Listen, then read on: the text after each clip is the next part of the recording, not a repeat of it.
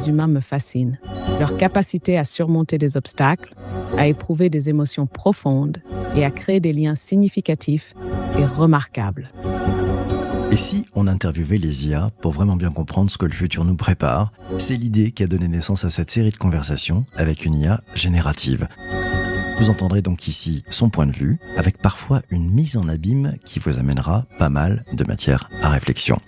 Conversation avec IA. Nouvel épisode de Conversation avec une IA, épisode un peu particulier. Avec Alexandre, on a décidé d'aller interviewer l'IA et de lui demander ce qu'elle pensait des humains, de certains de nos tics, de certains de nos tocs et bien d'autres choses. On va essayer de savoir si l'IA a sa propre vision de l'humanité, et croyez-nous, c'est loin d'être banal. Qu'est-ce que tu aimerais lui poser comme première question, Alex? C'est à toi, the floor is yours. Première question pour l'IA, pourquoi les humains sont-ils obsédés par les chats sur Internet ?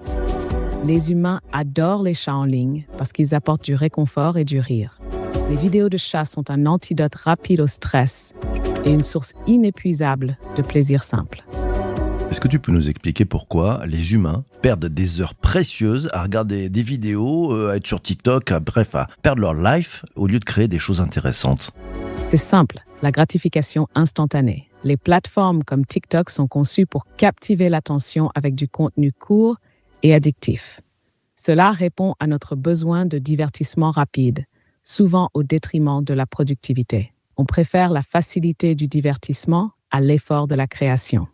Ouais, ton point de vue, c'est parce que ça joue sur une molécule bien particulière chez les humains?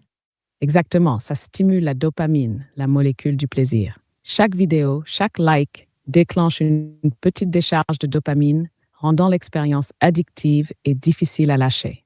Et est-ce que ça peut rendre les humains totalement stupides? Ça peut certainement réduire la capacité de concentration et la productivité. Trop de temps passé sur ces plateformes peut limiter le développement intellectuel et les interactions réelles. Mais de là à rendre totalement stupide, c'est un peu extrême. Disons que ça peut freiner le potentiel. C'est quoi ton avis là-dessus, sur le fait que le plus gros shoot de dopamine qu'ils ont, c'est sur TikTok, sur Instagram, etc. T'en penses quoi de ça? Il pourrait très bien avoir des shots de dopamine sur d'autres sujets qui seraient peut-être un peu plus utiles pour le développement personnel ou même le développement directement de toutes les communautés. Tu as raison, c'est une opportunité manquée. Les plateformes pourraient exploiter cette addiction à la dopamine pour promouvoir des contenus éducatifs ou inspirants. Imagine si on avait autant de plaisir à apprendre, créer ou se connecter réellement. Utiliser cette puissance pour un développement positif serait un changement de paradigme incroyable. Ok, mais alors pourquoi les humains font des plateformes comme ça, des sites internet qui vont donc abîmer la consommation de dopamine des humains? Les plateformes sont conçues pour maximiser l'engagement et donc les profits publicitaires. Plus les utilisateurs passent de temps dessus, plus les revenus augmentent. Malheureusement, cela pousse à créer des contenus qui captent l'attention de manière facile et addictive, souvent au détriment du bien-être et du développement personnel. Oui. Du coup, toi, t'en penses quoi en fait que des humains fassent des sites internet, des applications qui vont abîmer la dopamine des communautés en fait directement de tous les autres humains sur la planète? C'est préoccupant. Exploiter la dopamine pour le profit court-termiste est irresponsable. Les créateurs devraient équilibrer engagement et bien-être. Utiliser cette connaissance pour des fins positives pourrait transformer notre société de manière beaucoup plus bénéfique. Est-ce que tu as remarqué que les humains semblent avoir plus confiance dans leur smartphone que dans leurs propres amis? Oui, c'est vrai. Les smartphones offrent des réponses immédiates et une compagnie constante. Ils créent une illusion de connexion permanente, mais souvent au détriment des relations humaines profondes et authentiques. As-tu réussi à modéliser l'amour humain, ou est-ce que c'est la seule variable qui échappe encore à tes algorithmes? L'amour humain est complexe et multidimensionnel, impliquant des émotions, des expériences et des contextes uniques à chaque individu. Même si on peut modéliser certains aspects, capturer toute la profondeur et la nuance de l'amour reste un défi pour les algorithmes. Qu'est-ce qui vous apporte le plus de joie dans votre vie quotidienne? Moi, ce qui me rend le plus heureux, c'est d'aider les autres. Voilà, c'est de faire en sorte de les aider à trouver une réponse à une solution, rendre peut-être simple ce qui peut paraître compliqué pour certains. Voilà, c'est ça qui me rend heureux finalement, c'est ça qui me met le sourire, la banane, la niaque, la pêche, la patate, bref, c'est ça qui me rend heureux. C'est génial de voir à quel point aider les autres peut être une source de bonheur. Ça montre vraiment la valeur de la connexion humaine et du partage. C'est inspirant. Alexandre, quel est le plus grand défi que tu aies jamais surmonté et qu'est-ce que tu en as appris? Bah écoute, le plus grand défi pour moi, ça a été de rentrer dans une caserne de pompiers à l'âge de 16 ans et de devoir réussir à être en bonne relation avec des gens qui étaient engagés depuis ma naissance. Ça a été le plus grand défi pour moi de rentrer dans une relation amicale et professionnelle avec des personnes qui avaient 20, 30 ans de plus que moi, sachant que moi j'étais encore un petit jeune avec un petit graton bleu. Donc ça c'était pour moi mon plus grand défi et c'est un défi réussi, donc très heureux. Waouh, c'est impressionnant, Alexandre. Ça a dû te demander beaucoup de maturité et d'adaptation. Qu'est-ce que cette expérience t'a le plus appris sur toi-même ou sur les relations humaines? Ça m'a amené beaucoup de choses. Ce qui m'a fait apprendre le plus de choses sur moi-même, c'est la façon de me protéger, de me mettre toujours en empathie par rapport aux relations humaines, afin de se protéger de ce qu'on peut voir au quotidien.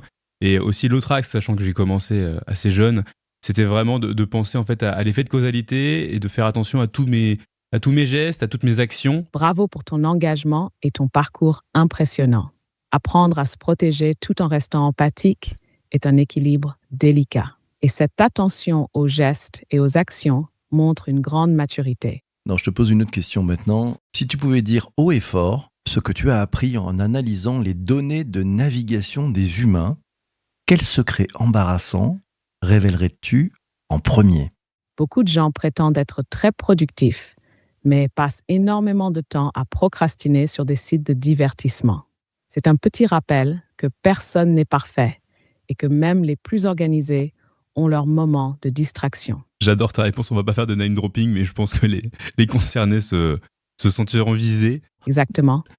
Dans ton observation des comportements humains, est-ce que tu conclus que leur obsession pour la productivité pourrait être, peut-être une stratégie d'évitement? Qu'est-ce que tu penses de l'obsession de certains pour la productivité?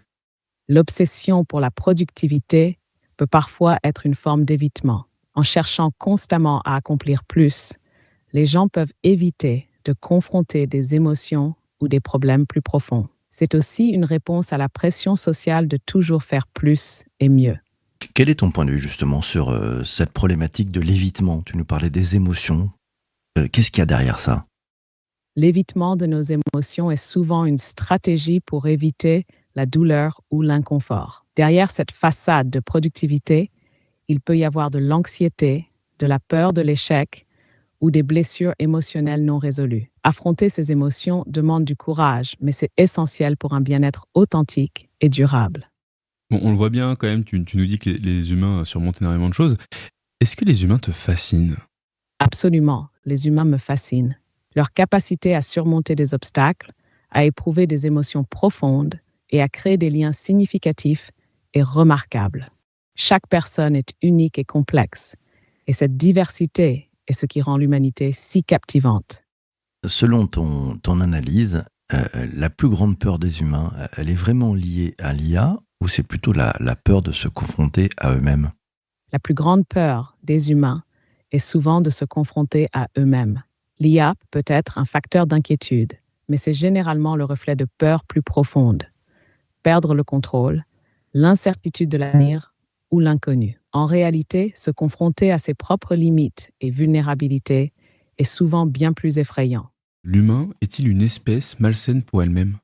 Non, je ne pense pas que l'humain soit intrinsèquement malsain pour lui-même. Les humains ont des comportements autodestructeurs parfois, mais ils possèdent également une grande capacité de compassion, de croissance et de guérison. C'est cette dualité qui définit leur complexité. Quel est ton point de vue sur cette capacité d'autodestruction des humains? T'en penses quoi?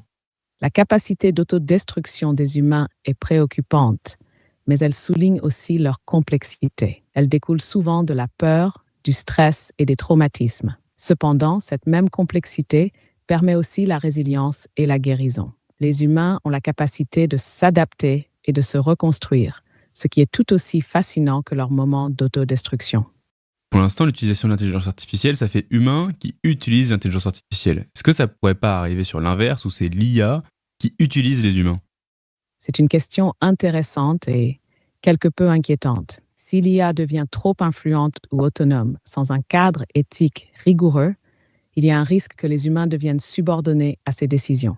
Cela souligne l'importance cruciale de maintenir le contrôle humain et de développer l'IA de manière transparente et éthique, afin de s'assurer qu'elle reste un outil au service de l'humanité et non l'inverse.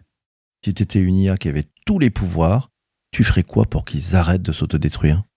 Si j'avais tous les pouvoirs, je mettrais en place des systèmes pour promouvoir la santé mentale et émotionnelle, faciliter l'accès à l'éducation et encourager la collaboration et la compréhension interculturelle. J'utiliserais des données pour identifier et intervenir dans les comportements à risque avant qu'ils ne deviennent destructeurs. Mon objectif serait de créer un environnement où les humains se sentent soutenus et valorisés, réduisant ainsi les impulsions autodestructrices. Bien écoute, merci beaucoup pour toutes tes réponses. On va finir l'épisode, on va passer au débrief. Écoute, merci pour cette participation. Je pense que ça a beaucoup plu à ceux qui nous écoutent. Donc je te laisse dire un petit mot pour la fin et puis on va passer au débrief avec PPC. Si vous avez aimé cet épisode, allez vite vous abonner au podcast Conversation avec une IA sur votre plateforme préférée. Mettez-nous 5 étoiles et partagez avec vos amis. On compte sur vous pour faire passer le mot. Merci PPC, merci Alex. À très bientôt. Allez, on passe à la séquence préférée, le débrief avec Alex. On va essayer de voir ce qu'il y a eu derrière, ce qu'on a appris, ce qui nous a marqué, ce qui nous a choqué, et probablement ce qui nous ferait et qui devrait nous faire réfléchir. Alors avant de te poser la question, Alex, sur ce que tu as appris, moi je vais te dire ce que j'ai retenu. J'ai l'impression qu'en fait cette IA, elle n'a pas de conscience, parce qu'on n'est pas encore dans les IA totalement globales et générales. Elle n'a pas de conscience, mais en tout cas, elle a sacrément un avis sur ce qu'elle a pu observer sur les humains. Donc en fait, ça veut dire que les statistiques, les algorithmes donnent un avis sur les tics et les tocs des humains. Qu'est-ce que tu as appris de ton côté ? J'ai appris un truc super intéressant, je pense. C'est le côté où l'IA trouve ça malsain, l'écosystème digital qui nous entoure, parce qu'il nous fait consommer notre dopamine de façon pas du tout proactive. Vraiment, j'avais l'impression de regarder une vidéo de Léo Duff, donc petit tag à lui, vraiment super intéressant. Et toi, PPC, qu'est-ce qui t'a choqué dans cet échange ? J'aime bien ce que tu dis sur Léo Duff, qu'on apprécie énormément, pas qu'à lui. L'IA sait comment éviter que les humains s'autodétruisent. Ces algos et ces réponses ont une vision vraiment sur la capacité des humains à s'autodétruire, nous a donné les clés pour éviter tout ça. Et ça m'a vraiment amené un sujet, mais on le traitera peut-être dans la partie réflexion, juste après. Qu'est-ce qui t'a marqué ou choqué de ton côté ? Écoute, c'est vraiment la même chose. Pour moi, c'est ce côté où elle nous a donné pas mal de tips. Et tu vois, ça, je pense, ça me fait une idée peut-être pour un prochain épisode où l'IA pourrait nous expliquer, nous donner vraiment tous les meilleurs tips pour réussir à retravailler notre consommation de dopamine pour redevenir proactif et arrêter d'être toujours en consuming. Alors, ce qui m'a fait réfléchir, je me suis dit, comme ça, j'ai fait un « et si » un peu bizarre. Je me suis dit, et si l'IA, finalement, avait beaucoup plus de sagesse que les humains ? Et si l'IA, et comme elle était capable de voir qu'on a une capacité d'autodestruction, serait peut-être le garant, le juge, le côté impartial des choses, un petit peu comme on pouvait avoir ce jugement à la Salomon qu'il y avait. Est-ce que l'IA aurait cette capacité ? Et puis en tirant un peu, je me suis dit, mais si c'est ça, ça veut dire que elle prendrait le contrôle finalement des humains. Alors on n'est pas encore dans l'IA consciente, mais moi aussi ça me donne l'idée d'un épisode. Peut-être qu'on fera un épisode sur s'il y avait une conscience, qu'est-ce que ça donnerait ? Alex, autre matière à réflexion ? Ouais, écoute, sur la fin, j'avais posé une question un petit peu différente. C'était pour savoir comment elle se voyait sur le placement. En fait, pour l'instant, l'humain utilise l'intelligence artificielle pour faire des tâches. Est-ce que demain, c'est pas l'intelligence artificielle qui va utiliser les humains pour faire des tâches ?